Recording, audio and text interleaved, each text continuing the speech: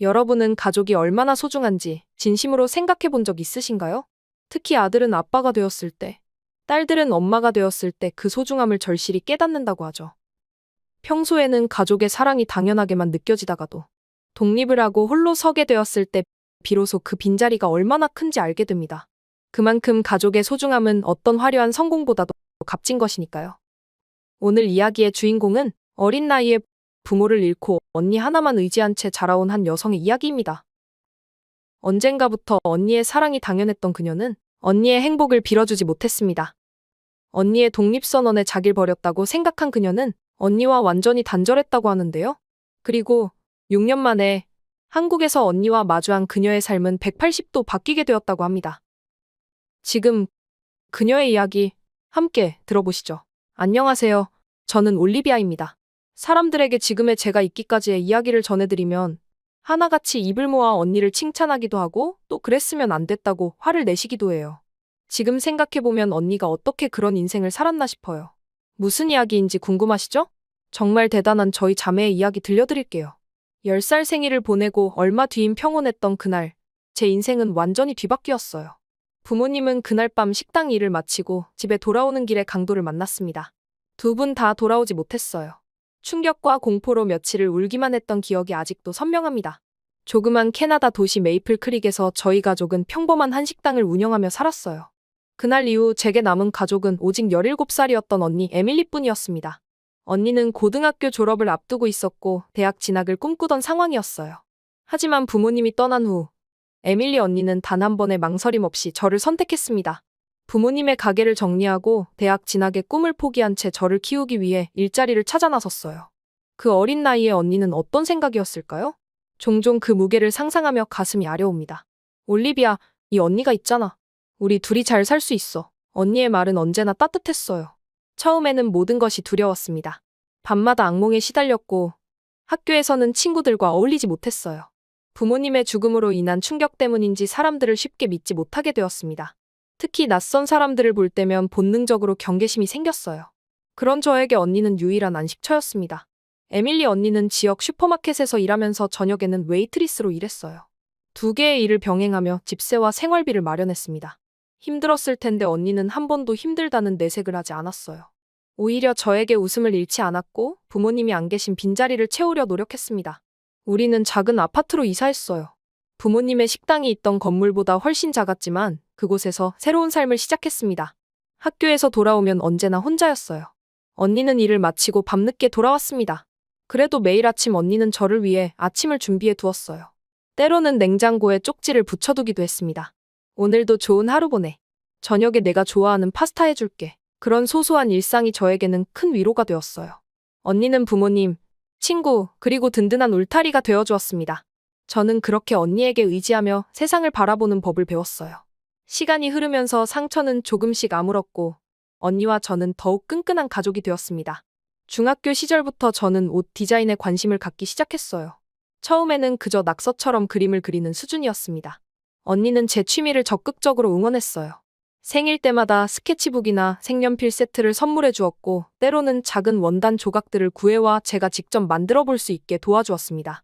올리비아, 너의 그림들이 언젠가 멋진 옷이 될 거야. 언니의 말에 저는 더욱 열심히 디자인을 그렸어요. 고등학교에 진학했을 때는 패션 디자인 수업을 선택했고 교내 패션쇼에 제 작품을 출품하기도 했습니다. 그때마다 언니는 이를 빠지면서까지 와서 응원해 주었어요. 그녀의 희생과 사랑 덕분에 저는 꿈을 키워나갈 수 있었습니다. 시간은 빠르게 흘러 어느덧 저도 대학 진학을 앞두게 되었어요. 토론토의 유명 디자인 학교에 지원할 계획이었습니다. 포트폴리오를 준비하느라 밤늦게까지 작업하던 어느 날, 언니가 조용히 제 방에 들어왔어요. 그날 언니의 표정은 평소와 달리 긴장해 보였습니다. 올리비아, 잠깐 이야기 좀 할까? 언니는 침대 끝에 앉으며 말을 꺼냈어요. 직감적으로 무언가 중요한 이야기가 있다는 것을 느꼈습니다. 에밀리 언니는 주머니에서 봉투를 꺼내 저에게 건넸어요. 안에는 상당한 금액의 돈이 들어있었습니다. 혹시 한국에 있는 학교 다닐 생각은 없니? 순간 저는 언니의 말을 이해하지 못했어요. 한국이라뇨? 우리 가족은 대대로 캐나다에서 살아왔습니다. 저는 갑작스럽게 언니 입에서 나온 다른 나라에 깜짝 놀랐습니다. 한국이요? 갑자기 무슨 소리예요? 제 목소리에는 당혹감이 묻어났어요. 언니는 잠시 침묵했다가 조심스럽게 말을 이어갔습니다. 올리비아, 사실 나 1년 뒤에 한국 남자와 결혼할 거야. 마치 천둥이 친 것처럼 충격적인 말이었어요. 언니가 누군가와 사귀고 있다는 사실조차 몰랐습니다. 게다가 결혼이라니 그것도 한국에서요?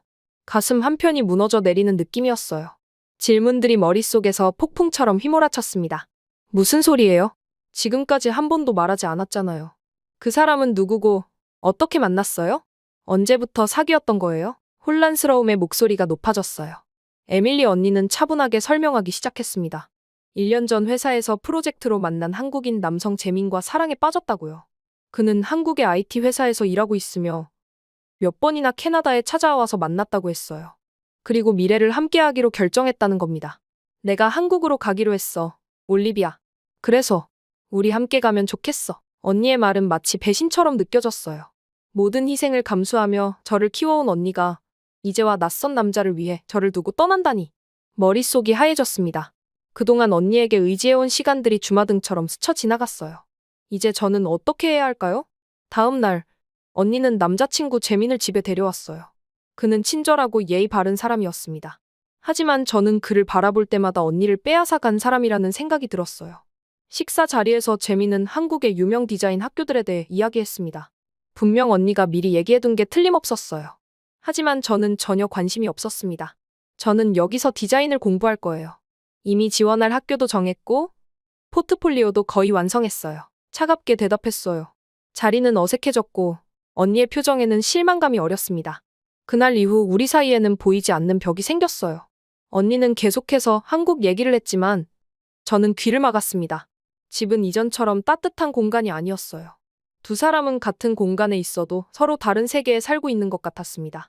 결국 제가 대학 입학을 결정하던 날 언니도 한국행을 확정했어요. 저는 토론토의 디자인 학교에 합격했고 언니는 6개월 후 한국으로 떠나기로 했습니다. 그렇게 우리의 길은 서서히 갈라지기 시작했어요.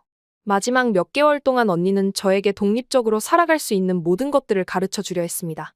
요리부터 청구서 관리, 급한 상황 대처법까지요. 하지만 저는 여전히 분노와 상실감에 사로잡혀 언니의 노력을 외면했어요. 올리비아, 내가 떠난다고 해서 너를 버리는 게 아니야. 언제든 연락할 수 있고 필요하면 내가 달려올게. 언니의 말이 진심이라는 것을 알았지만 그때 저는 이해하지 못했습니다. 그저 나를 두고 떠난다는 사실만이 머릿속을 지배했어요. 어쩌면 그동안 언니에게 너무 의존해왔던 탓일지도 모릅니다. 언니가 떠난다는 생각에 두려움이 컸어요. 하지만 그 두려움을 인정하기보다는 분노로 바꿔버렸습니다. 에밀리 언니가 떠나는 날, 저는 일부러 아침 일찍 집을 나섰어요. 작별 인사도 하지 않았습니다. 대신 냉장고에 쪽지를 남겼어요. 잘 다녀와요. 저는 여기서 잘 지낼 거예요. 짧고 건조한 메시지였습니다. 하지만 그 밑에 쓰지 못한 말들이 많았어요. 보고 싶을 거예요. 언니 없이 어떻게 살아야 할지 모르겠어요. 왜 나를 두고 가는 거예요?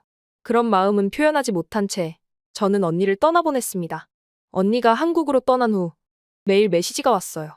처음에는 한국 생활에 적응하는 애 이야기였고 점차 재민과의 결혼 준비에 관한 소식이었습니다.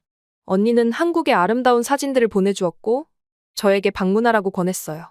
하지만 저는 단 한 번도 답장을 보내지 않았습니다. 메시지를 읽기만 했어요. 가끔은 답장을 쓰다가도 보내지 않고 지웠습니다. 너 없이도 잘 살아낼 거야. 혼자 중얼거리며 다짐했어요. 그것은 언니에 대한 반항이기도 했지만 스스로에게 하는 약속이기도 했습니다. 이제 저는 모든 것을 스스로 결정하고 스스로의 길을 개척해 나가야 했어요. 더 이상 언니라는 든든한 울타리는 없었습니다. 두렵기도 했지만 한편으로는 그동안 언니 그림자 아래 있던 제 자신을 발견할 수 있는 기회이기도 했어요. 토론토에서의 대학 생활은 생각보다 외로웠습니다. 기숙사 룸메이트는 있었지만 깊은 대화를 나눌 만큼 친해지지는 못했어요. 수업은 흥미로웠고 디자인 실력도 점점 향상되었습니다. 하지만 밤이 되면 언니가 보낸 메시지를 몰래 읽으며 그리움에 잠기곤 했어요. 자존심이 저를 붙잡았고 그래서 끝내 답장을 보내지 않았습니다. 내가 한국에 간다고 해도 난 못 갔을 거야. 내 꿈은 여기 있으니까. 혼잣말로 되뇌었지만 가끔은 언니가 있는 한국이 궁금해지기도 했습니다. 그렇게 저는 언니 없이 제 길을 걷기 시작했어요. 아프고 외로운 길이었지만 그것이 제가 선택한 길이었습니다. 디자인 학교에서의 첫 학기는 생각보다 빠르게 지나갔어요. 언니 없이 지내는 것이 처음에는 낯설고 두려웠지만 곧 새로운 일상에 적응하기 시작했습니다. 수업은 흥미로웠고 제가 그동안 꿈꿔왔던 바로 그 세계였어요. 패턴 제작부터 원단 선택, 색상 매칭까지 모든 과정이 저를 설레게 했습니다. 밤늦게까지 작업실에 남아 스케치하고 재단하는 시간이 행복했어요. 그 시간만큼은 언니의 빈자리를 느끼지 않을 수 있었습니다. 2학년이 되었을 때 저는 작은 도전을 시작했어요. 직접 디자인한 옷을 만들어 입고 사진을 찍어 SNS에 올렸습니다. 처음에는 그저 제 작품을 기록하는 의미였어요. 생각보다 반응이 좋았고 팔로워 수가 조금씩 늘어나기 시작했습니다. 댓글로 어디서 살 수 있나요? 라는 질문이 늘어나자 소량으로 제작해 판매도 시작했어요. 수업과 아르바이트, 옷 제작까지 하느라 바빴지만 제 손으로 만든 옷이 팔리는 기쁨은 그 어떤 피로도 있게 했습니다. 그러던 어느 날, 한 사진작가가 DM으로 연락해왔어요. 제가 입은 옷과 분위기가 마음에 든다며 화보 촬영을 제안했습니다. 처음에는 의심스러웠지만 그의 포트폴리오를 확인해보니 유명 잡지에 작업한 경력이 있는 실력 있는 작가였어요. 조심스럽게 제안을 받아들였고 그것이 저의 모델 활동의 시작이 되었습니다. 이번 주말에 시간 있으세요? 새 컬렉션 촬영인데 올리비아 씨 느낌이 딱 맞을 것 같아서요. 이런 메시지들이 점점 늘어났어요. 처음에는 어색했지만 카메라 앞에 선다는 것이 점차 자연스러워졌습니다. 디자이너의 꿈을 가진 제가 모델로 활동하게 될 줄은 상상도 못했어요. 하지만 이 경험이 제 디자인 세계를 넓히는 데 도움이 된다고 생각했습니다. 다양한 브랜드의 옷을 입어보고 패션 업계 사람들을 만나는 기회였으니까요. 3학년이 되었을 때 제 SNS 팔로워는 10,000명을 넘어섰어요. 제가 디자인하고 직접 입은 옷들이 사람들의 관심을 끌었고 모델 활동도 꾸준히 이어졌습니다. 대형 브랜드의 작은 캠페인에도 참여하게 되었어요. 겉으로 보기에 저는 성공적인 대학 생활을 이어가고 있었습니다. 올리비아, 어떻게 그렇게 다 잘해내? 학교 다니면서 디자인하고 모델까지 하다니? 친구들은 종종 물었어요. 제가 밝게 웃으며 대답했지만 사실 그 바쁜 일상은 제 마음속 빈 공간을 채우기 위한 몸부림이었습니다. 언니가 떠난 후 제 안에는 말로 표현할 수 없는 공허함이 생겼어요. 그 느낌을 잊기 위해 끊임없이 무언가에 몰두했습니다. 밤늦게까지 작업하고 주말에는 촬영하고 틈틈이 주문받은 옷을 만들었어요. 쉴 틈 없이 바쁘게 지내면 언니 생각이 들지 않을 것 같았습니다. 하지만 밤이 되면 언니의 메시지를 확인하는 습관은 여전했어요. 매일 아침, 언니는 한국에서의 일상을 전해왔습니다. 처음에는 적응기였고, 나중에는 결혼 준비에 관한 이야기였어요. 그리고 재민과의 결혼 후에는 함께하는 생활, 집 구하는 과정, 직장 생활까지 세세히 알려줬습니다. 마치 제가 옆에 있는 것처럼 모든 것을 나누고 싶어하는 마음이 느껴졌어요. 가끔은 답장을 쓰다가도 보내지 않고 지웠습니다. 자존심이었을까요? 아니면 두려움이었을까요? 어쩌면 처음 답장을 보내는 순간 그동안의 모든 무시가 잘못되었다고 인정하는 것 같아 망설였는지도 모릅니다. 그래서 매번 답장 버튼 앞에서 머뭇거렸어요. 하지만 언니는 제 침묵에도 불구하고 꾸준히 연락해왔습니다. 졸업을 앞둔 어느 날, 저는 큰 기회를 얻었어요. 졸업 작품 전시회에서 한 부티크 오너가 제 작품에 관심을 보였고, 소량으로 그의 매장에서 판매해보자고 제안했습니다. 꿈만 같은 순간이었어요. 디자이너로서의 첫 발걸음을 내딛는 기분이었습니다. 그날 밤, 저는 언니에게 이 소식을 전하고 싶은 충동을 강하게 느꼈어요. 메시지를 썼다 지우기를 반복하다가 결국 보내지 않았습니다. 언니, 내 디자인이 매장에 들어가게 됐어. 내가 알면 좋아할 것 같아서. 보내지 않은 그 말들이 가슴에 맺혔어요. 그 대신 저는 더 열심히 작업에 몰두했습니다. 졸업 후, 저는 작은 스튜디오를 임대했어요. 학교 근처의 조그만 공간이었지만 디자인하고 제작할 수 있는 저만의 공간이었습니다. 낮에는 부티크 일을 돕고 밤에는 제 브랜드 랩을 위한 작업을 이어갔어요. 모델 활동도 꾸준히 하며 인지도를 쌓았습니다. 랩는 제 이름 올리비아에서 따온 것이었어요. 동시에 살다라는 뜻의 랩을 연상시키는 이름이기도 했습니다. 누군가에게 의존하지 않고 스스로 살아간다는 의미를 담았어요. 적어도 저는 그렇게 생각하고 싶었습니다. 그렇게 5년이라는 시간이 흘렀어요. 랩는 작지만 꾸준한 팬층을 확보했고 온라인 스토어도 운영하기 시작했습니다. 패션 블로거들 사이에서 입소문이 나면서 주문량도 늘어났어요. 때로는 혼자 감당하기 벅찰 때도 있었지만 그럴 때마다 더 강해지는 느낌이었습니다. 저는 해냈어요. 언니 없이도. 그것이 제게는 중요했습니다. 그러던 어느 날 아침, 평소와 다른 언니의 메시지가 도착했어요. 올리비아야, 나 임신했어. 한 번만 와서 축하해줄래? 짧은 문장이었지만 제 마음을 크게 흔들었습니다. 언니가 아이를 가졌다니. 새로운 생명이 올 것이고 저는 이모가 된다는 사실이 실감나지 않았어요. 그날 하루 종일 메시지를 읽어보며 어떤 답장을 보내야 할지 고민했습니다.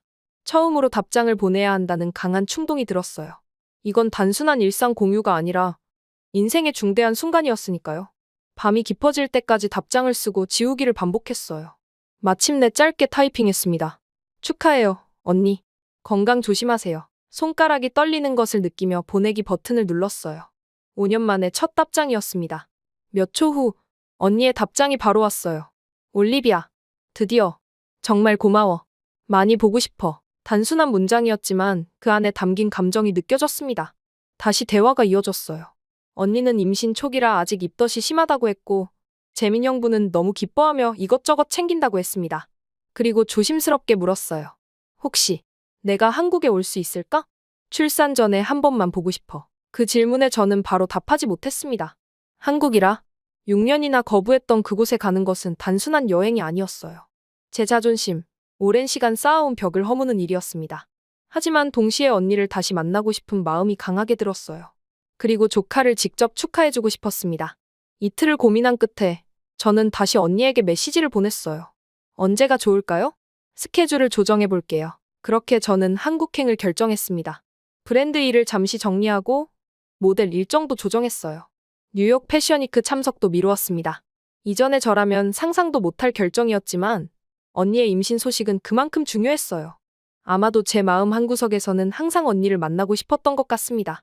비행기 티켓을 예약하고 짐을 꾸리는 동안 묘한 감정이 밀려왔어요. 설렘과 두려움, 기대와 불안이 뒤섞였습니다. 6년이라는 시간 동안 각자의 삶을 살아온 우리는 얼마나 달라져 있을까요? 언니는 여전히 저를 어린 동생으로 볼까요? 아니면 독립한 성인으로 인정해줄까요? 출발 전날 밤, 저는 스튜디오에 앉아 창밖을 바라보며 생각에 잠겼어요. 제가 만들어온 이 세상은 분명 자랑스러운 것이었습니다. 혼자서도 꿈을 이루며 살아왔어요. 하지만 그 시간 동안 제 마음 한편에는 항상 언니가 있었습니다. 읽기만 했던 메시지들, 보내지 않았던 답장들, 그리고 말하지 못했던 그리움. 이제 그 모든 것을 직접 마주할 시간이었어요. 다음 날 아침, 저는 인천행 비행기에 올랐습니다. 창밖으로 점점 멀어지는 토론토의 풍경을 바라보며 새로운 시작을 향한 기대감이 커졌어요. 14시간의 비행 끝에 인천공항에 도착했어요. 비행기에서 내리는 순간 긴장감이 밀려왔습니다. 6년이라는 시간 동안 단 한 번도 직접 만나지 않았던 언니와의 재회가 코앞으로 다가왔어요.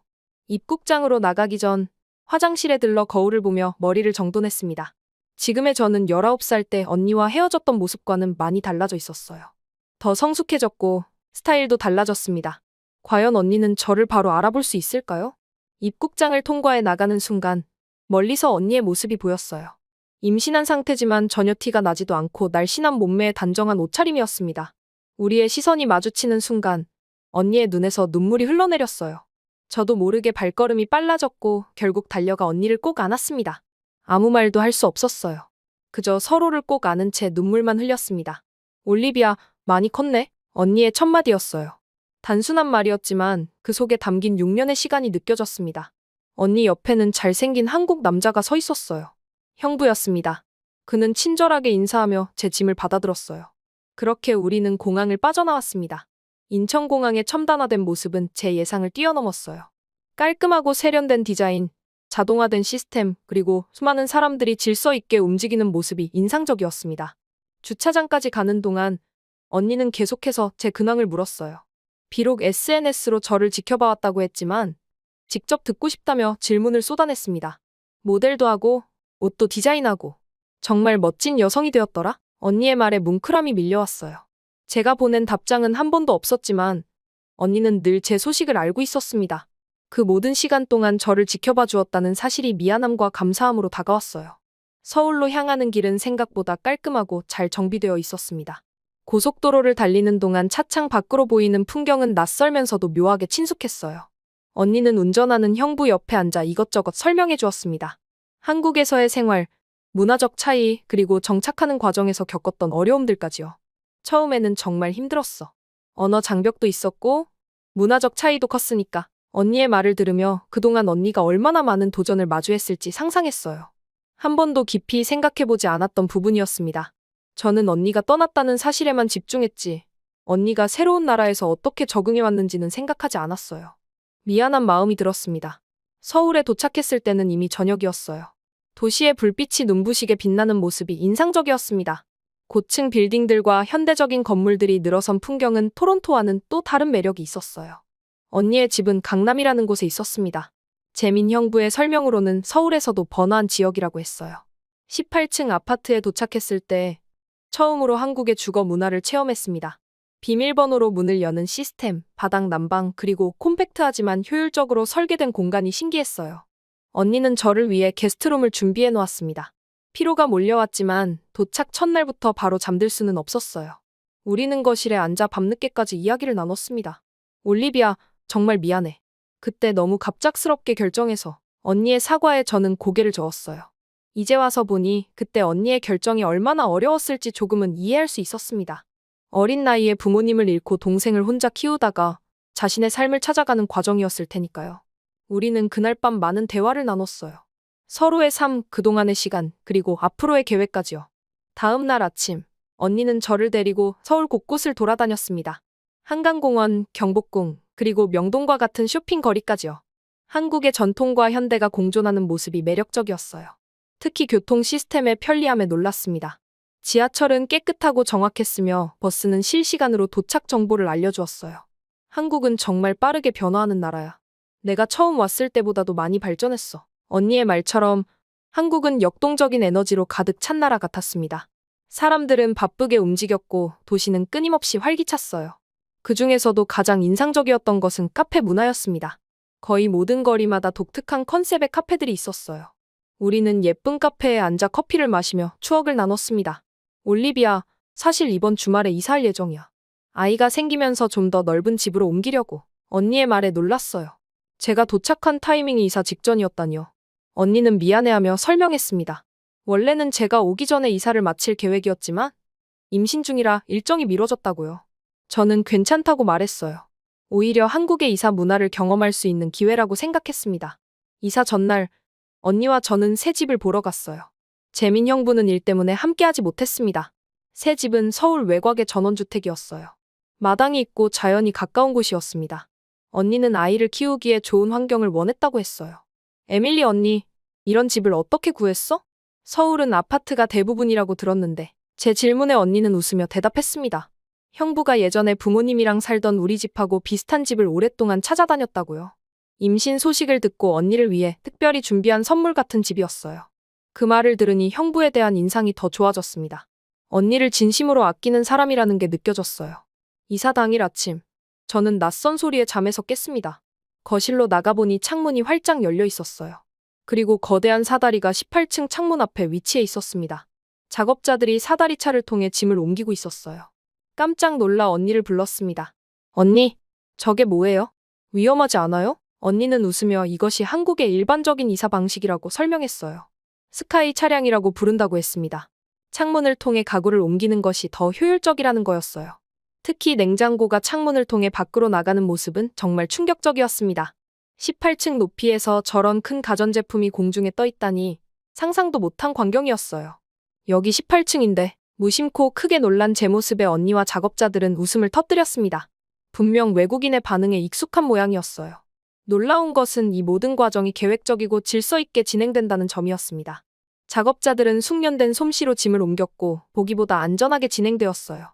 그날 하루 동안 모든 이삿짐이 정리되었습니다. 캐나다에서는 며칠씩 걸리던 일이 단 하루 만에 끝나다니 놀라웠어요. 이사 회사는 짐을 옮기는 것뿐만 아니라 새 집에 짐을 풀고 정리하는 것까지 도맡아 했습니다. 전문적인 서비스에 감탄했어요. 새 집에 도착했을 때 저는 다시 한번 놀랐습니다. 생각보다 훨씬 아늑하고 아름다운 집이었어요. 마당에는 작은 정원이 있었고 실내는 햇빛이 잘 들어오는 구조였습니다. 이사 직원들이 모든 것을 완벽하게 정리한 후 형부가 도착했어요.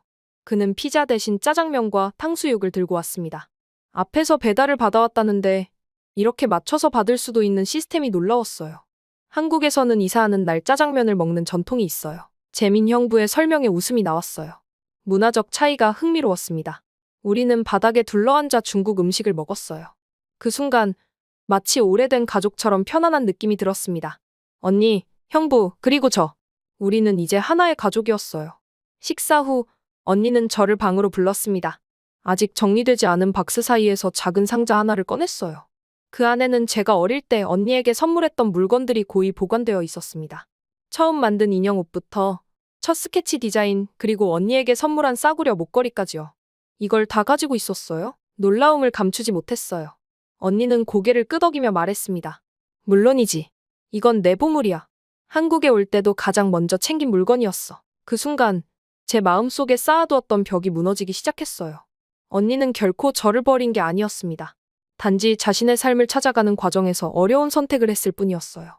그리고 그 모든 시간 동안 저를 마음속에 품고 있었습니다. 그때는 몰랐어요. 언니가 얼마나 힘들었는지. 제 말에 언니는 따뜻한 미소를 지었어요. 우리는 그날 밤 늦게까지 이야기를 나눴습니다.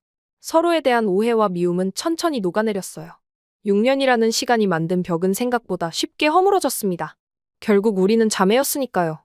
침대에 누워 천장을 바라보며 생각했어요. 한국에 오기를 정말 잘했다고요. 이곳에서 저는 언니를 다시 찾았고 새로운 가족을 만났습니다. 무엇보다 그동안 보지 못했던 언니의 모습을 볼 수 있었어요. 강인하면서도 따뜻한, 그리고 자신의 삶을 당당하게 살아가는 모습을요. 아침 햇살이 마당의 나무들 사이로 스며들었어요. 새 집에서 맞는 첫 아침이었습니다. 창문을 열자 신선한 공기가 방 안으로 들어왔어요. 도심 아파트와는 완전히 다른 느낌이었습니다.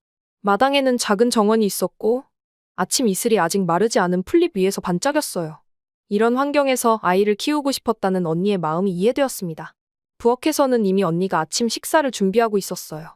토스트와 달걀, 그리고 한국식 반찬이 어우러진 특별한 브런치였습니다. 재민 형부는 출근 준비 중이었고 머그잔에 커피를 따르고 있었어요. 평범한 일상의 모습이었지만 저에게는 낯설면서도 따뜻한 광경이었습니다. 잘 잤어, 올리비아? 오늘은 집 구경이라도 할까? 언니의 제안에 고개를 끄덕였어요. 새 집은 생각보다 넓었고 구석구석 언니와 재민 형부의 취향이 묻어나는 공간이었습니다. 특히 마음에 들었던 곳은 작은 작업실이었어요. 언니가 옷을 수선하거나 취미로 그림을 그리는 공간이라고 했습니다. 창가에 놓인 재봉틀과 스케치북, 그리고 벽에 걸린 작은 작품들이 아늑한 분위기를 만들어냈어요. 내가 디자인한 옷들 정말 멋져 보이더라. 갑자기 형부가 말을 꺼냈습니다. 그는 출근 준비를 마치고 마당으로 나가려던 참이었어요. 당황한 표정으로 바라보자 그는 웃으며 설명했습니다. 언니가 제 SNS 계정을 통해 제 작품들을 자주 보여줬다고요. 특히 저의 미니멀한 디자인 스타일이 한국 시장에서도 충분히 경쟁력이 있을 거라고 생각했다고 했어요. 혹시 내 디자인 몇 가지를 한국 시장에서 테스트해보는 건 어때? 내가 도와줄 수 있을 것 같아. 재민 형부의 제안에 놀랐어요. 그는 IT 회사에서 일한다고 알고 있었는데 갑자기 패션 이야기를 꺼내다니요. 의아한 표정을 보이자 언니가 웃으며 설명했습니다. 형부의 회사는 온라인 쇼핑몰 시스템을 개발하는 곳이었고 여러 패션 브랜드들과 협업 중이라고요. 그런 연결고리를 통해 제 디자인을 소개하는 것이 가능하다는 거였어요. 사실 우리가 비밀리에 준비한 게 있어. 언니의 말에 더욱 궁금해졌습니다. 언니는 저를 데리고 2층의 또 다른 방으로 향했어요. 문을 열자 놀라운 광경이 펼쳐졌습니다. 벽면에는 제가 SNS에 올렸던 디자인 스케치들이 프린트되어 붙어 있었고 옷걸이에는 그 스케치와 똑같은 옷 몇 벌이 걸려 있었어요. 제 디자인이 실제 옷으로 제작되어 있었습니다. 이게 무슨? 말을 잇지 못했어요. 언니는 미소를 지으며 설명했습니다. 제가 한국에 오기로 결정했을 때 언니와 재민 형부는 특별한 선물을 준비하고 싶었다고요. 제 SNS에서 가장 인기 있었던 디자인 3벌을 골라 직접 제작했다고 합니다. 한국의 재단사와 협력하여 퀄리티 높게 만들었다고 했어요. 한국 시장의 반응을 보고 싶었어. 내 브랜드가 여기서도 성공할 수 있을지. 재민 형부의 말에 마음이 뭉클해졌습니다. 그들이 저를 위해 이런 준비를 했다는 사실이 믿기지 않았어요. 더구나 제가 6년 동안 연락도 없이 지냈는데 말입니다. 옷을 가까이서 살펴보니 정말 완벽한 재단과 소재 선택이었어요. 캐나다에서 제작할 때보다 퀄리티가 더 좋았습니다.